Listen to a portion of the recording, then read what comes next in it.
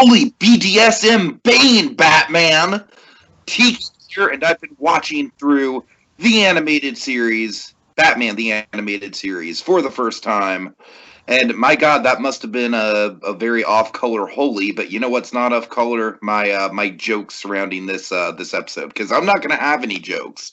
This episode is very serious, and outside of the fact that me taking Bane not too seriously, I think Bane's kind of silly in this episode. Not going to lie.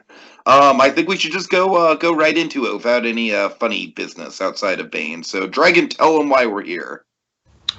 Well, you see, folks, long ago I made a vow to educate Tiki in the ways of Batman the Animated Series, serving as his spirit guide to Gotham in a way. That's right, and tonight we're talking Season 4, Episode 12, Over the Edge. And, yeah, this is a big one, Dragon. Big one for sure, and as I've already alluded to, I can't get past Bane. Bane is a little silly. I wish it were a little bit more one-on-one. That said, I mean, this episode's awesome. It's not, I can't call it in my top tier just because of how silly I think the Bane stuff is. We'll get there. Yes, part of it is the redesign. Part of it is just me not thinking he's necessary. We'll get into all that. That's what keeps it from, like, my Mount Rushmore status. But, so nothing to say, Drake. I would say pretty definitively, like, this is pretty definitely in my top 10 at the very least. Like, this is an excellent episode. Just, obviously, I'm sure this has a huge part in your Gordon fandom. I mean, my God, you're never going to see a more emotional Commissioner Gordon story. No, you won't.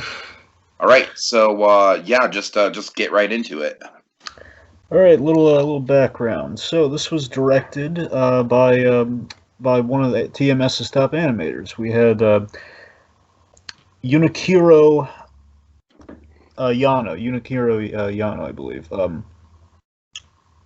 directed this. Also directed some Superman the Animated Series episodes. This is written, of course, I mean, like it's a big shock. Written by Paul Dini, because who else could deliver an episode this good? I mean, let's be honest. Yes, but of course, the great Paul Dini, who in his turn on New Adventures, he had done episodes like Growing Pains and Holiday Nights so far. So, of course, the great incomparable Paul Dini. Mm-hmm. Studio worked on this again per the director poll, TMS. So this is honestly one of the episodes of which, again, this is pretty much what Coco is trying to replicate here. Again, we're going for the house style. That basically they're trying to adopt a new house style other than Dong Yang, which was the former. And they're going to what short of Spectrum, what is the best Batman Animated Series studio they have? It's TMS. You know, who, of course, have done like famous episodes like Feet of Clay and Demon's Quest. And yes. For New Adventures, Growing Pains, which of course had tremendous Clayface animation there too, and one of the best episodes this season as well, Never Fear. So TMS does tremendous work. So of course, not only do we get TMS on this episode, there's something special about TMS's role in this episode. Kind of as you guessed by the director, this is the first time, from what I understand, this was the first time they gave TMS an episode pretty much from start to finish. I mean, they did the writing process, but then they kind of they didn't oversee it like they usually do. Usually what happens is they take an episode, they kind of work out the fundamentals, and they're kind of looking over the overseas studio's shoulders and make sure everything's on track. But yeah, they gave it all the TMS, and my God, look what they did with it. So I can't speak too much to the genesis of this per se. All I know is Dini, this was Dini's baby for sure, as you can tell. He feared this pitch because it's an ambitious idea. Mainly, he feared giving. I mean, I feel like we say this on every episode now since we've gotten into the New Adventures territory, but I'm shocked they got away with it on Kids TV, Dragon. Kids WB, there were a bunch of sick puppies over there. I mean, this would never. I mean, it would be really hard to get away with this on on the animated series. But I mean, again, New Adventures, like, we're playing fast and loose with how we traumatize kids, Oh God. But yeah, no, seriously though, it's so he feared this pitch mainly. It was less the content or like how edgy it was. It was more so the twist at the end, because the twist might have taken people out of it. He's really afraid of that. Glenn Murakami, of course, he goes on to being a big head honcho of Batman Beyond. He kind of started off as a character designer and one of the story guys. He was a terrible storyboard artist, but they loved him though. He could draw like no one else could, but he was not great at storyboarding. Anyway, so Glenn Murakami, he was skeptical. He actually kind of said it was a dumb idea, which really did not help boost poor Dini's confidence. So, of course, it goes to kind of the Jim Gordon to Paul Dini, Alan Burnett. Alan Burnett loved it, and Bruce Timm, who I think Dini was most afraid if Bruce didn't respond to it, then the episode, again, short of the wing and a prayer of Alan Burnett, would not get off the ground. Bruce Timm wrote on the script. It's freaking brilliant. Nice. That is a confidence boost for you. So let's see. Outside the TMS factor, this is something you're really going to like, Tegan. I think we'll just jump right into it. So, in the structuring of the episode, it's kind of said this was the inspiration. It's kind of hard to see entirely just on its face how this is the inspiration. Just given like, how do we get the idea to let's kill off Batgirl for the episode? Dini used The Simpsons as a model for this. No episode. way. Yeah, seriously. Who shot Mr. Burns or what? I mean, again, you'd know that episode better than I. You tell me. Is Who Shot Mr. Burns anywhere similar to this episode, or do you know what episode they took from, or not, or just? Well, what I can tell you is that what I know Dini took from is he took kind of the main joke that we have in this episode is kind of modeled after The Simpsons pacing, as in like, okay, we have some seriousness, then we have levity with that one joke, but then again we're kind of tackling the subject as it goes. So he's taking the pacing and some kind of comedy cues. I would not have thought Simpsons with anything related to this episode, Dragon. I've got to be completely honest with you. It was a very maybe the villain bit. Possibly, I don't know. Well, I assume what he really is getting at is that basically you have an event that kind of shakes the whole town of Springfield, and that kind of creates a ripple effect. I'm assuming that's kind of what he meant by Simpsons as the model, along with kind of like the one little kind of comedic interlude within the piece. And Dini does that sometimes in a really serious episode. Even in Batman Beyond Return of the Joker has a moment like this, where again, really dour sequence in the movie, then we kind of lighten it up with kind of a bit of a gag, like a natural, kind of a little bit of levity. Yeah, we're going to acknowledge how sad this was, and then we're going to move on. Mm-hmm. So, yeah, that's pretty much it. So, yeah. Okay, so yeah, let's get right into it.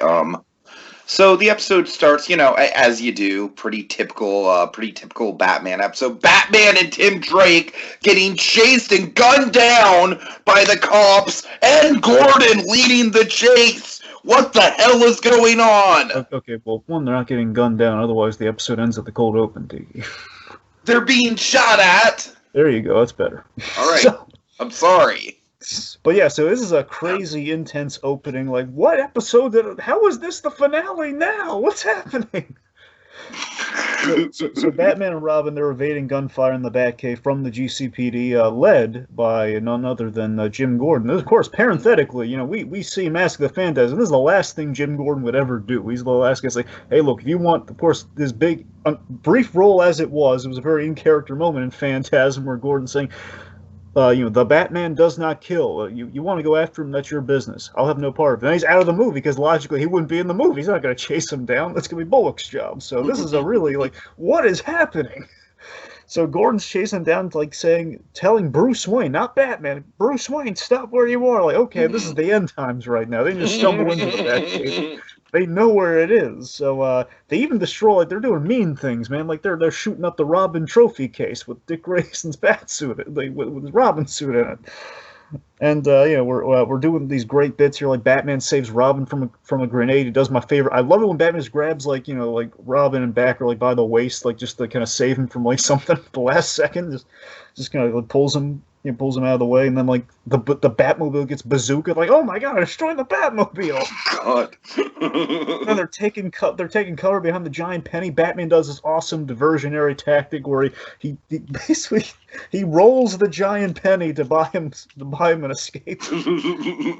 which is great. And then Montoya has her gun drawn, and then Batman again he does that thing. He grabs Robin. They jump off the side. Robin's basically voicing the audience, "We are gonna die. There's no way we're getting out of this." So well, grappling gun save as they head to the Batboat. Then we have one of my all-time favorite Alfred moments, by the way. It's in the top 5 for sure. It's always a big moment for Alfred. It gets me kind of a little emotional. It's a big moment where Jim Gordon.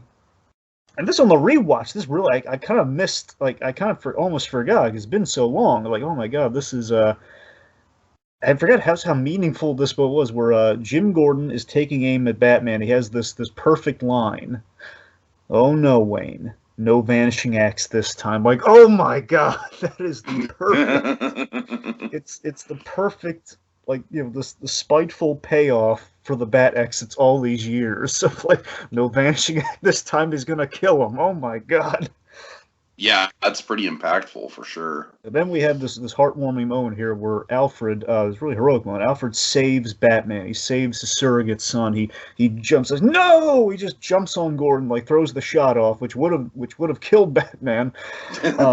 And they just keep going, sir, keep going. And Bullock's getting rough with him. Hey, Jeeves, knock it off. And I feel so bad for Alfred and Batman here. Oh, yeah, no, Alfred he is in top form in this episode for sure. He's just it just goes to show you just how dedicated he is. That's, oh my goodness. Again, Ephraim Zimbalist Jr., man. Also, we give Ephraim some comedy this episode later on with a different character, as they're kind of wont to do in the New Adventures. We put Ephraim Zimbalist Jr. in a couple different roles. It's gonna be fun. Anyway.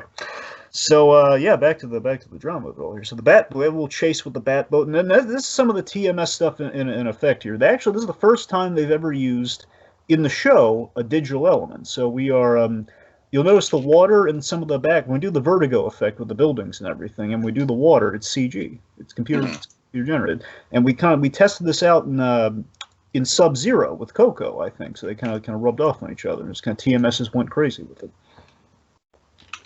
So you want to take the reins a little here? No, it's all good. It's all good. I knew this episode would be like your baby, so I'm just kind of letting you go. Let's see. So yeah, man, it's just a crazy intense. Let's see. Are we at the Nightwing part yet? Yeah, Nightwing. Basically, so the cops are chasing him in a boat, and then it looks like they're on a going boat. Jim Gordon, take a look at me. I'm sorry. Anyway, the point being, looks like, again, they're really bazooka happy, the GCPD. No, they are. Yeah. And then guess who comes in for the save? None other than Nightwing! Yeah. And this episode was so crazy that for a second, I literally thought it was going to be Nightwing's chasing them too! God. And also a debut of the Bat Jet Ski, by the way. Really cool. Pretty cool. But yeah, you're right. There are a ton of bazookas. Just a plethora of bazookas. Yeah. All right, let's see. I don't know. I just really like Nightwing just, come in and all cocky and confident with the long hair flowing in the style. Yeah, and we gave him the, we gave him the Nightwing theme and everything from the episode. The big Nightwing debut episode, which is nice. So that's really cool. All right, so the trio now they've kind of evaded the police, so they're heading down. They're hiding out in this kind of abandoned seaport kind of cave area. It looks like kind of like a makeshift cave, off this around the sea area, kind of the docks area of Gotham, maybe. I don't know. So Batman's filling. So Nightwing again, he just showed up to the party. He's just kind of heard through the grapevine what happened. He doesn't know exactly all the events. He's pretty much gotten the news coverage and everything, I guess. So Batman fills Nightwing in on the event, and this is something really clever. I kind of forgot about. So as Batman, he has this great. Again, Conroy's performance in this, by the way, is top tier. Just again, he's been doing great this season, but this is even better what he's doing now. So it's had this, I remember it as clear. He walks Nightwing through an event as clear as his parents' murder, which, again, we're giving Conroy the great dramatic lines this episode. This is something really big happened. You're going to be edgy. Yeah, I mean, you can't get much more dramatic than that. I mean, that's a big deal. Yeah, he feels really bad about this. And you, the audience, watching this for the first time, what happened? What led to this? So we have a flashback, and admittedly, this is the one hole of the episode, is that, there's a flashback in the kind of the narrative conceit that we're working with. I don't mind it too. It's a we don't care moment. We don't care after all that amazingness. I don't care. I mean, honestly, I think kind of flashback structure like this gives the episode a little bit more of a flavor to it. Like I said, Dragon, my big issue with this episode is Bane and only Bane, and we I'm shall really get shocked there. you're this coming down this hard on Bane this episode. I gotta be honest. We'll get there. We'll get there. But no, here's the thing I caught in the rewatch, never really occurred to me, is that Batman in the animated series, at least up to this point, he hasn't just sat and told someone a story since, appropriately, the episode Dreams in Darkness, when he's telling Dr. Bartholomew about his run-in with the Scarecrow, of all characters. Run-in with the Scarecrow to a little flashback about a run-in with the Scarecrow. A wee bit of symmetry in there. I like it. Okay, so long story short, Scarecrow took over City Hall, with Mayor Hill in there. By the way, the aged up Mayor Hill. He's got white hair now. Yeah, the Scarecrow is the perfect person to use for something like this because it's like, obviously you can go into the twist, but by the same time you believe that he is just sadistic and messed up enough to genuinely pull something off like this. Oh yeah, I love the transitions too. Go like the Scarecrow's like the dark, the kind of the new dark face, like the white eyes as we kind of pan up from Batman. It's really good transition, really artful stuff. Also, Shirley Walker, like not just one of the underlings of Shirley Walker this time. Nothing against the underlings, they're fantastic. I love Mike McQuistion, he's fantastic. But Shirley Walker back doing in the seat doing the score, and again I love like the really sad theme we have kind of running through the episode. Dun-na, dun-na. It's great. Mhm. So Batman, Robin, Batgirl, they're saving Mayor Hill and the hostages. Then Batgirl gives chase to a fleeing Scarecrow. And Oh Tiki, man, and what as soon as I saw that, I was like, oh boy. Even though I know this is fake, I know this is fake coming into this episode. I know the twist, but still, Dragon, my heart just sank. I was like, oh, she's going to her doom right there. Again, just to clarify, folks, you basically gleaned like this from top 10 lists and stuff like that. Yes, specifically with a lot of these episodes, the Nostalgia Critics top 11. Yeah. But again, you haven't never watched it all the way through, though. So No. This is my first time watching it all the way through, but rest assured, I was pretty damn spoiled on most of it going in, Dragon. I'm sorry to say. Right.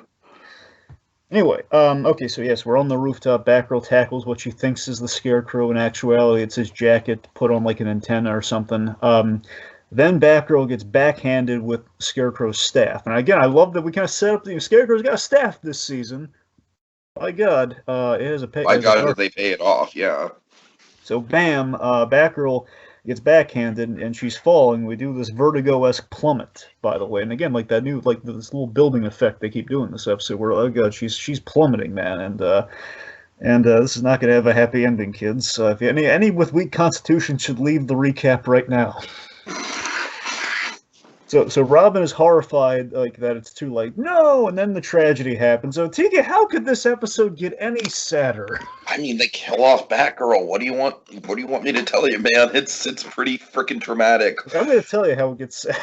So Barbara literally just calls to her father, and at that moment, Gordon realizes that that is her daughter dying in his arms. Oh, I mean, that is his daughter. When she falls, she falls onto her father's. I know. And when they actually changed this for BS&P, and they actually made it more sadistic by accident, so they're not supposed to show someone falling. They just like in the wide shot. They can't just show like little body falling on the car. They can't do it like in a wide shot. So they came up with the idea. Okay, we'll show it from the inside of the car, which then they realized, oh my God, the father the daughter's body is going to hit the car. And just how much more sad can you get? And then of course, we have one of my favorite, the best punch Batman's ever gonna throw ever, as we do this dramatic pan up. As oh my God, Batgirl, she's hit the windshield of Bullock and Gordon's car. We pan up, and Scarecrow's just cackling his head off, and Batman is so angry. I've never not felt this punch, the best punch Batman's ever thrown. Like bam. Oh my God, just like so just for like what the bad thing the Scarecrow has just done. And then yes, just the utter tragedy of Gordon frantically calling an ambulance for Batgirl. And of course, Dad and Gordon. Oh my God, Bob Hastings' performance in this episode is Emmy worthy. I felt it's just absolutely, no question. It's like Jim Gordon's horror as he unmasked what he was revealed to be his daughter, and then she just before she can say anything just dies in his arms. And Commissioner Gordon cradling his dead child as Batman. I just love like the sound completely disappears. You have this somber silence as Batman just kind of descends, and he can't. He's barely able to search for the words, and he's just trying to offer sympathy and an explanation. And then you just have Jim Gordon kind of viewing this as the ultimate betrayal in their friendship and everything. Just like how could you? How could you? I I worked with you. I trusted you, and you never told me. And my favorite bit of the performance is when he does the double take on my daughter. He says, "She was my daughter, my daughter," and Batman just feels utterly horrible. And before he can muster any semblance of a response, we have the best Act One ending of any of the New Adventures episodes, where we have this intimidating Bullock moment, which is just this feels endgame right here. Yes. Like this feels like something that's been built up to like, holy shit, okay, it's going down. Just Bullock, gun drawn, serious as all get out, just saying, "That's as far as you go, murderer." End of Act One. Like, oh my god! And what's so great about this too is again with the Scarecrow connect too is that going back to something like Nothing to Fear, like the first time Bullock and Batman ever really share a scene together, and they do like the whole okay, Batman's on the crime scene, Bullock doesn't like a little bit of the J. Jonah Jameson Spider-Man thing, and bad exit, and like what's Bullock gonna do? And no, not this time. Like Batman, like he shoots at Batman's feet and says, "Hey, belt, mask, now!" It's like this is completely serious. So no dynamic, no bluster, just utter seriousness. And then we have this moment that always stuck with me from the episode. So Robin shoots the grappling gun to save Batman's bacon here, and I love the haunting hesitation in Batman in the moment before that grappling gun came in. Well, Batman's, I think, contemplating facing the music, because again, he does truly blame himself for this. And like the one time like Batman's choosing not to do the bad exit, it's like I'm responsible for this. Maybe this is the end of the crusade. I never really saw this coming, but I have to own up to responsibility here. He's kind of weighing the decision. He's just kind of so taken aback by it. And before he can make a choice, Robin enters, and that's kind of like the reminder of like, okay, there are other members of the Bat family who kind of need me in this moment. So I can't worry about this right now. So he escapes with Robin. Just of course, it seems like Bullock's about to rally the troops, and Gordon just very calmly, as the rain starts, he puts his famous trench coat over Batgirl, and he like, "Bullock, you're not going to be able to catch him. Then what do we do now?" And then we have just this haunting like, "What I should have done years ago." And this is like the day Jim Gordon. The detective work Jim Gordon hoped he'd never have to do, but he was always prepared to do ever since the beginning with this alliance with Batman. It's like the day has come, and it's just so bittersweet. Yeah, so this is just, like I said, it's just total endgame time. It's like it all comes down to Bruce, Tim Drake, and Alfred just huddled in a room in Wayne Manor just waiting for the end to play out, man. Oh yeah, like they don't really know what the next move is. Batman's kind of processing, and then the call comes in, and the way this scene plays out is just so sad is an understatement, folks, but it is. Commissioner, what can I do for you? And that's like the last remnant of the mask. And then just Gordon just kind of he calls it out, just like drop the act. It's like, oh god. It's also, if you look at like a '60s Batman context, it's like we're taking the bat phone like angle, and we're just completely. It's the darkest version of the bat phone. If we're ever gonna do an animated series, Gordon calls Wayne Manor. It's not gonna go well. Right. So he just says, Gordon, again, Hastings' performance here, again, as I could just praise it all day, but just to get on focus here, is just saying, like a fool, I let you run wild, a psychotic misfit playing masked hero, and now I paid for it with Barbara's life. And again, Batman just kind of, now he kind of has a response here, just saying, Jim, believe me. I know how you feel. You can't, and of course, know. That line, you can't. That is the best delivery from Hastings, I think, in the whole episode. Just those two words. It's, I just think it speaks volumes. And again, I love that they both kind of have a point here, and that again, obviously, we're feeling for Batman here. It's not truly his fault, but again, like Barbara made her own choices in following him. But then again, Gordon not knowing about this, and the fact that it was dark, you understand completely why it feels like a betrayal. You get it. So you know how I lost my parents. The only way I could hold on to my sanity was taking matters into my own hands, which of course then leads this chilling, this like, well, that makes us even. So we reveal Gordon's been kind of returning the favor with the distraction here. He's been distracting him with this call as he's approaching Wayne Manor with like a convoy and like a whole thing, basically about the siege we saw from the opening behind him. And again, the framing of this whole episode again is like, this is Barbara. So in case, I love there's a proviso in this episode. If anyone truly wants to criticize the episode and say Batman and Gordon would never do that, well, I mean, the logic is this is Barbara's worst case scenario about what would happen. So if you have any qualms with it, it's what she thinks would happen. Mm-hmm. So you're good. Anyway, so Bruce Wayne opens the grandfather clock one last time. He ushers Tim and Alfred in there, and then we have this moment with the portrait of the Wayne family of Thomas and Martha Wayne from Phantasm, and the way Bruce says, "I'm sorry," and then he leaves. It's that little apology because he feels like he's let him down truly, and this whole crusade is going to cost someone their life. It's the last thing you want. GCP have the battering ram. They storm the mansion, and we know what happens from there. So back it's to not just a battering ram, Dragon. It's like a tank, right? Yeah, I always loved like they have I've always loved the SWAT vehicles in the animated series, but they also have like the giant battering ram on wheels. So it's like it's really cool. Oh boy. Anyway, so now we're back to kind of the group huddle in the aftermath of said siege on Wayne Manor. So Robin's asking, well, what do we do now? And I love this. Batman just points down to here, like, this is it right now. I got no plan.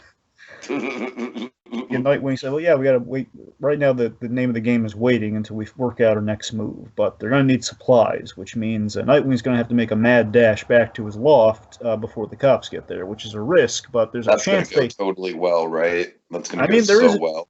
I mean, again, he's not as close to Bruce Wayne as he used to be. So there's a bit of a chance, but it's a big risk because you know who they're going to next. All right, so he gets to the loft, and indeed, Dre, it's completely cleaned out. It's just police officers on all sides. He's completely screwed. It's an ambush. So, he tries to fight his way out, but there's no stopping it. There's no delaying the inevitable. Yeah, but then we just, again, I got to tell you, I really thought it was going to get really dark for a moment there where, again, he hops out of the place. You think Nightwing might have gotten away by the skin of his teeth, and then helicopter with these gun turrets that just start the fire, and we don't see the bloody scene. They probably had to temper it for one of the few things they had to temper for Kids WB, I guess. They had to you see tears in the costume, implication bullet wounds, or at least a lot of grazes, I guess. He was yeah, they shot at him. They arrested him. So point being, this is not looking good for the Bat family. Yet another. I like how Tim Drake is just kind of like watching inconspicuously from the crowd's little baseball hat. And pulling the old Kevin Feige. I love it. So incognito reconnaissance. He reports in the Batman. Basically, Tim's plan here is that he wants to break into the GCPD, spring both Dick and Alfred at the same time, and then we just have this moment got to me. This moment fucking got to me.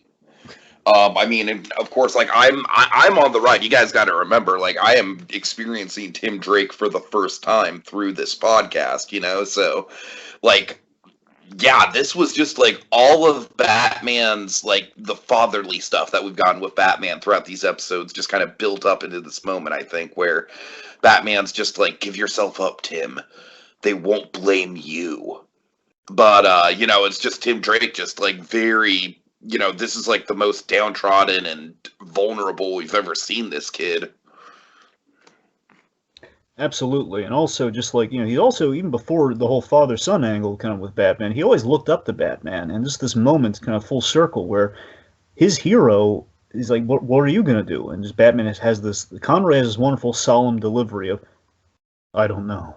He just disappears into the shadows. Like, that's like heartbreaking for this kid. Like, oh my god, like my hero and my father figure have given up on me essentially for my own good, but is kind of thrown in the towel here. And it's just like, of course, this tearful moment with Tim Drake as he just kind of runs off like, oh, this poor kid. Plus, if he turns himself, he's probably going to be on the foster care system. It's going to be awful. Mm-hmm. So, Anyway, so then so we mentioned how Gordon's feeling betrayed, and again, Batman's kind of echoing, maybe he was. And again, I like that Batman's kind of perspective, kind of on things, and also just kind of this perspective. No, I really like Batman. Genuinely, like he knows that he's in the wrong in this situation. He knows just how badly this is on it. Like he might not have directly pulled the trigger, but it is a betrayal. Absolutely. So on the flip side of things, we see how Gordon's doing in the aftermath of the siege, where Mayor Hill is visiting. Oh, by the way, I don't think we've ever talked about this, but just to kind of mention it here because it's a big Gordon episode. What do you think of the redesign Of Mayor Hill? No, well, no, not Mayor Hill just has white hair. I mean Gordon. You know, Gordon like these little more. They aged him up. They gave him a flat top. They kind of thinned him out. I think we talked about it. Oh, okay. Well, I mean, I guess maybe brief. Well, anyway, so. I mean, I think it's fine. I don't, I think you have stronger opinions on it than I do. Well, I mean, it's not bad. I'm just saying, like the running gag for the animators was that Gordon looked, he looked like he was sick between seasons.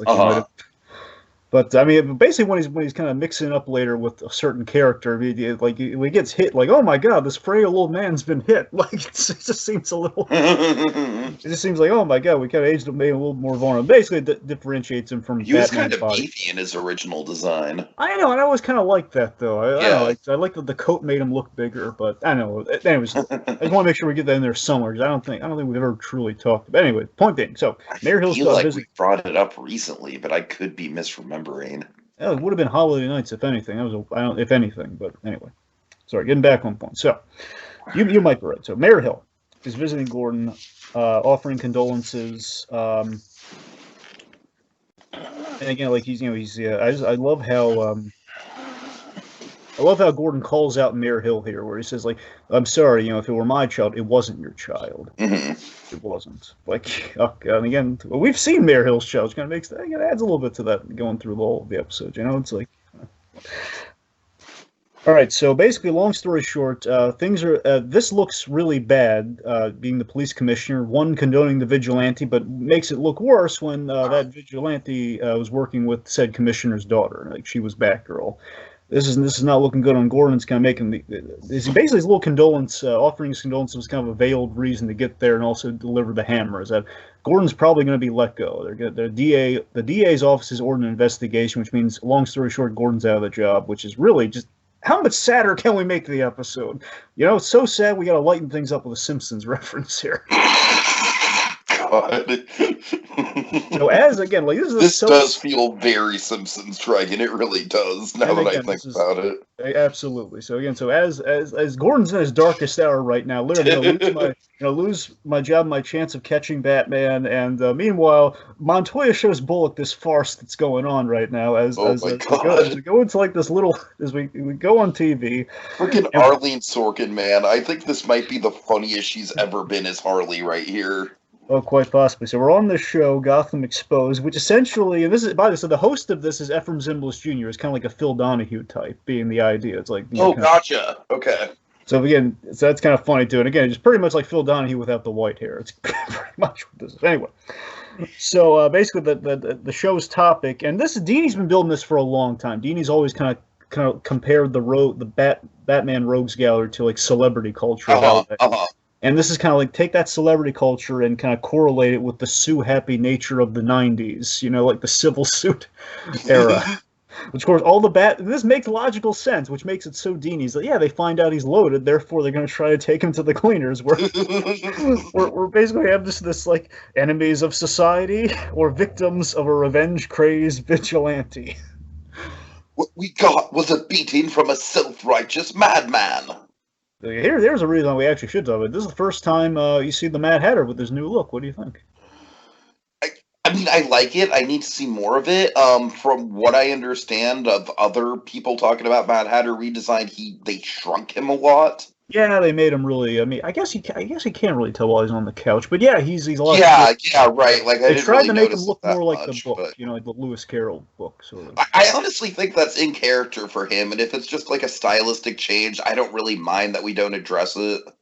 Yeah, and Now Riddler, on the other hand. Okay, yeah. So here's the thing. So Mad Hatter's going to get an episode later on the season. Now Riddler, on the other hand, he's the worst second to the look of the Joker. Yeah, second to Joker. I would agree. Okay, I would agree. But here's the thing, Riddler. It's almost a little worse with the Riddler because not only did they give him this redesign, but the problem is they saved all the good Riddler stuff for the tie-in comics because, again, riddles are hard. And the point being, Riddler has a cameo in this, and then he has two cameos in this entire revamped look. He's like once in the Superman episode. Well, you know what, Dragon? Maybe that's for the best. That's what I'm saying. It just feels like we just wasted Riddler yet again. I mean, don't get me wrong. I love Riddler's reforms. At least we ended on a high note with him, I guess. But it's just like, why? We basically put him in the suit, presumably because of Batman Forever, like yet again. Does he say anything in the scene? No, but he has like a really stock line when he pops up later. Okay, so he wants in different episodes. He's gonna get like a line, and that's about it. Okay. So anyways, so Harley Quinn is very tearful, basically going on about Batman having Batman PTSD. He's just chasing me. Oh my God, he's strangling me. And just like, get away. Can I just point out that like Scarface in this ensemble is just fucking brilliant. That's a great addition. Yeah, it's Scarface. Scarface and the Riddler. It's like, yeah, just coming in at the end there. Like, I guess the Riddler does technically have a line. That's what I'm saying. He's got yeah. There's Yeah. Riddler line later on in the season. Okay. But let's see. Anyways, the point being, like, what do you want? We deserve justice. We deserve. We deserve money. Says Harley Quinn. So this is very much kind of like that trial episode where they're trying to blame Batman for their problems, only this time they're doing it in a civil. I would totally take a whole episode of this premise, Dragon. Sounds hilarious. God, anyway. All right, so we demand money, yeah, and then of course, how can it get any funnier and any more 90s? So we bring in the Joker's lawyer from the Joker's Million episode, which is very Johnny Cochran inspired, with of course the money line, if the bat's on a spree, Wayne must pay the fee. Oh God, it makes me want to go back to OJ Made in America. Very funny. Okay, so. Anyways, back to the okay. That's all the laughs you're gonna get, folks. So back to the severity. So Gordon's faced with a choice. Either he hands his badge in now, or he waits for the grand jury to roast him, which means Batman gets away any way you slice it, which leads to a very desperate plan. And again, would the real Jim Gordon do this? Probably not. But would like the worst case scenario of Jim Gordon happens? Possibly. I could buy it. I could buy it. Honestly, because when you take someone's kid away, it's like that's pretty much like all bets are off, man. Like you lose a part of yourself with that sort of situation. That is true, absolutely true. And we know how much he loved Barbara. I mean, Whoopi. Just to bring some levity into this. I mean, you remember Whoopi? Oh God, yes. Yeah. Anyway, so Gordon makes a deal with kind of this mysterious hulking prisoner in Stonegate who hates Batman almost as much as Jim Gordon does now. And anyway, so basically strikes a deal like, I'll put, as my last act of commissioner, I'll put in a word to get you a reduced sentence, or like make a deal on your sentence so long as you help me arrest Batman. So gets like this creepy nod, which is going to pay off. So like, who is this hulking scary guy? So, meanwhile, we have the funeral. I got to tell you, this is kind of like this is the most subtle, tragic moment of the episode, where the GCPD are the pallbearers for Barbara's casket, and Gordon knows, and this is what really hurts my feelings, too, is that Gordon knows, based on, like, their other traditions, like holiday nights, like, the New Year's Eve tradition, Batman will show up. He's gonna, again, like in Miss Our tradition, like in Miss This Funeral, he knows Batman. He knows that especially knowing the whole Bruce Wayne of it all, that was always kind of lingering, is that Batman is always going to be there for the funerals and at the cemetery. He's always going to be there. So, using their own personal traditions against them in this very Dark Knight-esque kind of trap, like, funeral trap. Again, it's the idea that Gordon used, it's just so sad, Gordon kind of desanctified his own daughter's funeral because it was the only opportunity for him to catch Batman. That's just kind of sad, don't you think? So anyway, basically the idea is he's going to kind of guide Batman to a certain rooftop where his man is waiting. So of course, like they kind of shoot some rounds, basically chase Batman to this rooftop, and like door just kind of kicks open and we reveal The hired man is Bane. Oh boy! All right, so Dark revamp. I'm not a fan.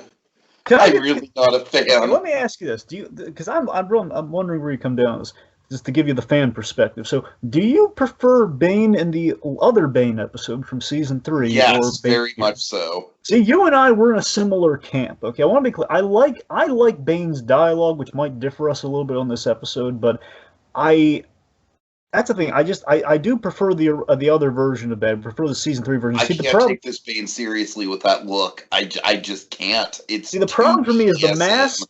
I don't mind like the black getup going down below and like the new like Venom distribution system, but the mask is bad. It's Well, also the Venom distribution system, Dragon. I mean, it's very clearly like super vulnerable, and Batman obviously takes advantage of that, and that I don't like that either. Well, to be fair, that's like history. The other design had that, and that's like history. That's years of comics. So that one's kind of like it. Yeah, I mean, that one's kind of hard. That's hard to beat. Making it orange probably doesn't help, though. You're probably right about that. Regardless, why color the tube? But I think just in regards to his dialogue, I just don't think I just don't think he needs to be here, Dragon. That's my whole thing. I really don't. Like maybe it causes the dramatic tension of like, oh no, they're gonna die. But I don't know. I just think you have more than enough going on with this episode where you just have Batman and Gordon going toe to toe. I really don't think you need Bane. Is his dialogue good? I mean, sure, for Bane dialogue, it's fine, but I like I said, Drake, tone wise, it just doesn't really fit. And this is a solid top 10 episode for me, but it's not perfect because of the Bane stuff. I can't call this a perfect episode.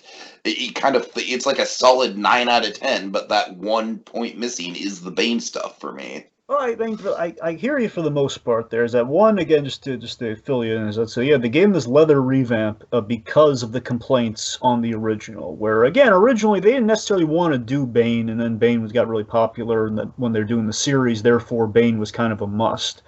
And I like the logic of why we include Bane, because think about it. Gordon's never in a million years would Gordon call in the Joker to tend to Batman. Okay, never would that happen. But Bane is a hired assassin, therefore, and Bane is the only other one who's like nearly defeated Batman. So I mean, I get the logic, and like if of all the people Gordon's going to go to give him an edge to physically take on Batman, it would have to be Bane. I get that. I mean, I agree with you. The leather mask. I mean, I guess it makes sense from a realistic point of view when you put it like that, but to me, I just think it would have been more impactful if Gordon would have just directly taken on Batman head on, maybe even knowing that he was going to be overpowered. I do see your point. I want to be clear, though. I see your point in that dramatically we absolutely were there. Because honestly, for me, it gets to the point like the ending of things. That's really where the heft of the scene is. We have some cool action, don't get me wrong, but I mean, the heft of the scene is once the signal comes into play. Mm-hmm. That's what's important. But anyway, just the point being, Bane's on the scene. I do love Henry Silva's take on Bane, which I loved so much in the other appearance. I mean, that's the main carryover I really care about with Bane coming up here too. Is like I love Dini writing Bane is great. Where Dini gives him these creepy, really cutting lines to Batman. He just knows he's ticking off Batman, despite the weird mask. Or he just has like it's a very Nightfall style situation too, where now Bane knows who Batman is. It's calling Mr. Wayne and everything too, which is kind of right. Added boost. Like there's this cutting dialogue of, "Oh, I'm pleased you remember me, Mr. Wayne." Have some great TMS fight animation too. It's kind of a plus. Anyway, so he grabs Batman by the cape and he's tossing him, and he throws him around. I can't tell you how I looked forward to this. However, I expected more.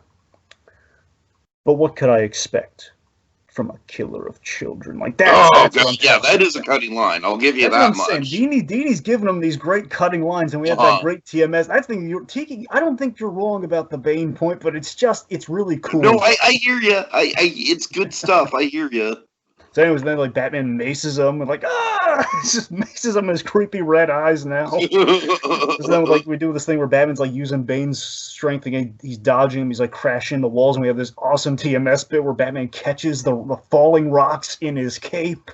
And he's swinging him at Bane. And then we have, again, this is, again, one of these, just giving our narrative conceit here of, like, into What If, where Bane's asking Batman, you would fight to the death? Which he's kind of surprised by. And Batman just says, it makes no difference now. Where this is like Batman has lost his Bat family. He's on the outs with Gordon. I mean, Barbara's dead. I mean, he's kind of lost everything. And I mean, he's kind of, you saw how remorseful he was to his parents in that earlier scene. I kind of buy that Batman would get to a point where, you know what, I just don't care anymore. I'm thinking about turning myself in anyway. Yeah, at this point, I buy it. Yeah. So anyway, so then they're just wailing on Bane with those rocks, and then. Anyway, so then Batman's like throwing the bowl at him. He kind of charges off the roof. He tosses him into a neon sign, and then Bane kind of gets the advantage and throws him onto the big important scene of the episode.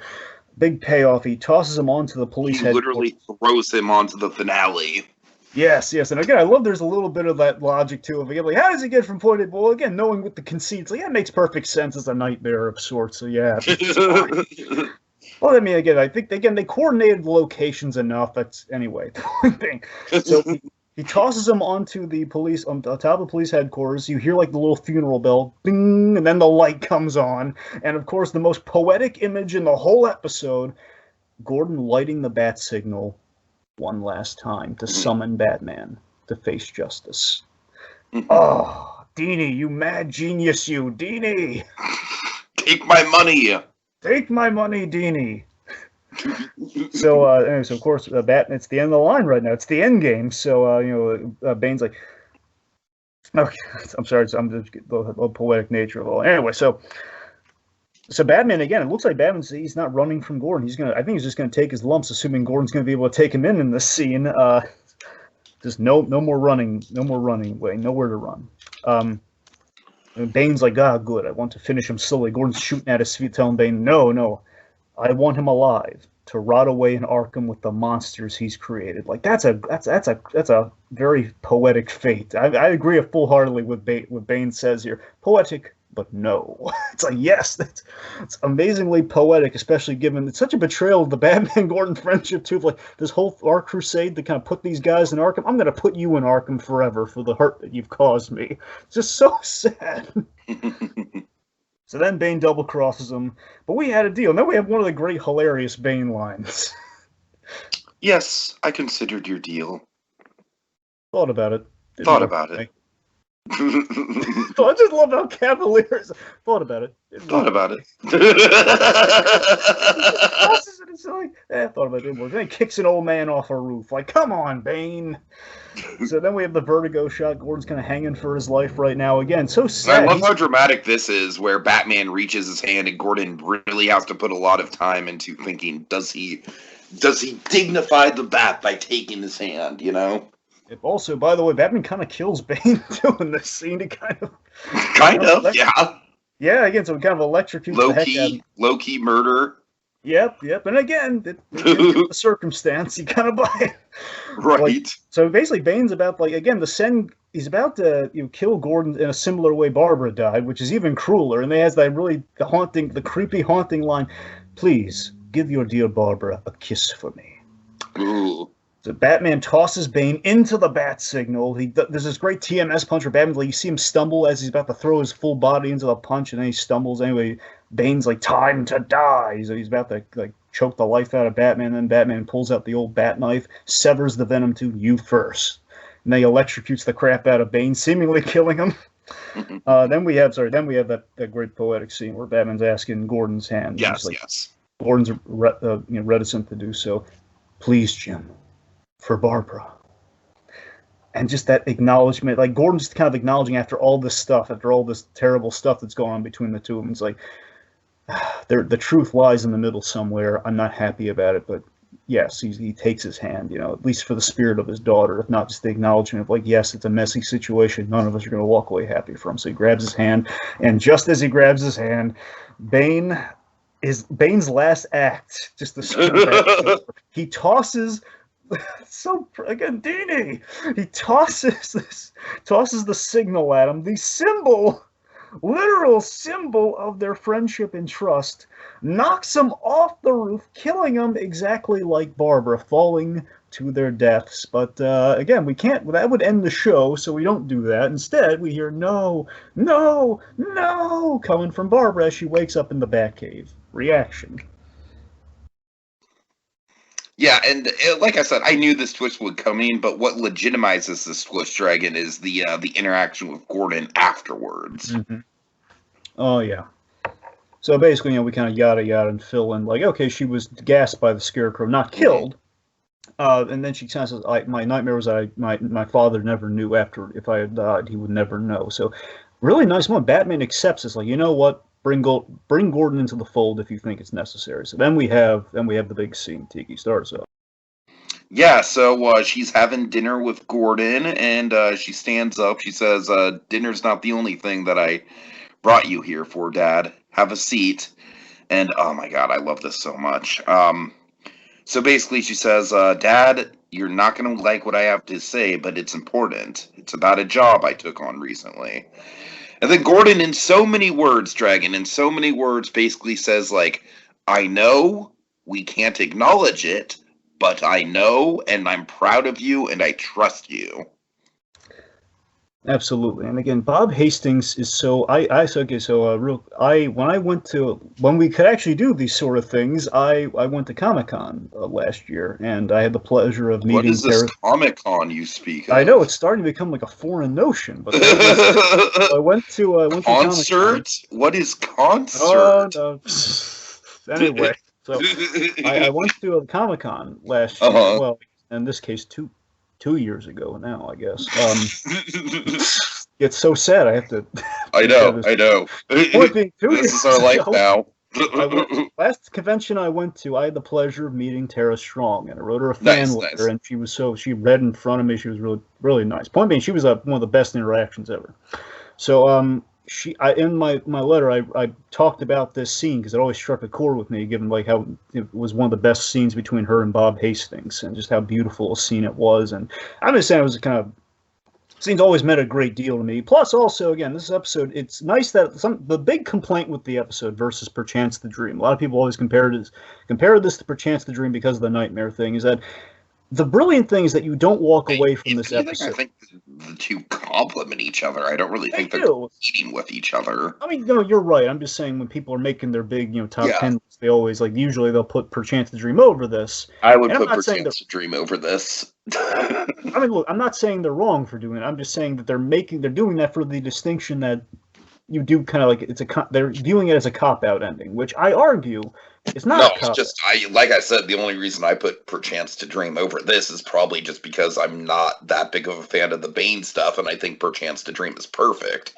Has nothing to do with the ending. I love the ending. No, sure. Well, I'm saying some people feel like they got cheated with a cop out, and like, oh, it was a nightmare the whole time. You do that, but first of all, what are you going to expect? I mean, they killed everybody off. I know. Are you really gonna Yeah, we're just gonna start an episode by this isn't the series finale, folks. Come on now. Yeah, I mean, there's that, and also, again, the important thing is what the scene represents is that you walk away with something. Is that we confirm in this scene that Gordon at least knows that his daughter is Batgirl. He can't acknowledge it, and again, it's the beauty of the character. It's like, Gordon. It's not that he can't figure out that Bruce Wayne is Batman. I mean, I'm sure he suspects him. Again, look at year one. He was the first suspect. He kind of figures it. But again, if this whole episode, the Mayor Hill thing, the reason Gordon was going to get fired is exactly the reason why he can't talk about it, why he can't acknowledge that she's Batgirl and that he's Batman, because again, it's just going to bring everything down. He can't do that, and it's this beautiful scene. I'm sure so many people all over the world are kind of they kind of took this scene to mean many things for them. It's like the whole a father's acceptance sort of story, It's just kind of it's just really beautiful and so well acted, and just this movie all you need to know is I love you, all of you. That's all I have to say on the matter. It's it's such a beautiful, simple scene, and just it's simply wonderful. And again, Dini delivering a little bit of heart and a happy ending here. It's quite nice. Yeah, just final thoughts. I think this is just a pretty phenomenal episode. Very ballsy conceptually, super dramatic, but with a nice little Simpsons bit in straight in the middle. Bane, I think, is a little wonky, but other than that, I think everything in this is just damn good. In my top 10 for sure. Just to be clear, that's like for all of the series, right? That's Yes, not yes. okay. Yeah. So New Adventures. This episode, final thoughts for me. So this episode overall, it's New Adventures living up to the old credo of Batman the Animated Series. Which again, not saying New Adventures has necessarily been breaking that mold, but it's maybe drifted away from kind of what it was with those 3 seasons. That every episode of Batman the Animated Series was like a mini movie. It felt like you got like 3 acts. It felt like you watched like a whole Batman animated movie in 20 minutes. And this episode feels like that. It feels like a movie in 20 minutes. It feels like just this. Again, I feel like I got like another Phantasm in 20 minutes practically. It's stellar. I think it's one of the best episodes of New Adventures, possibly the best. I mean, there's another contender for sure, but again, this is just truly it's a stellar. It's stellar Dini writing, stellar TMS animation. Takes my favorite Batman dynamic and shows why it's valuable, shows why we need Gordon Batman to kind of be the tight unit that they usually are, and kind of the trust and everything, and kind of it's basically Dini's old.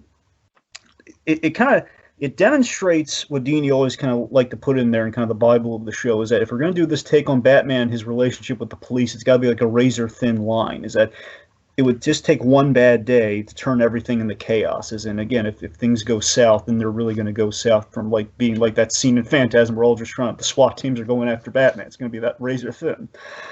The episodes,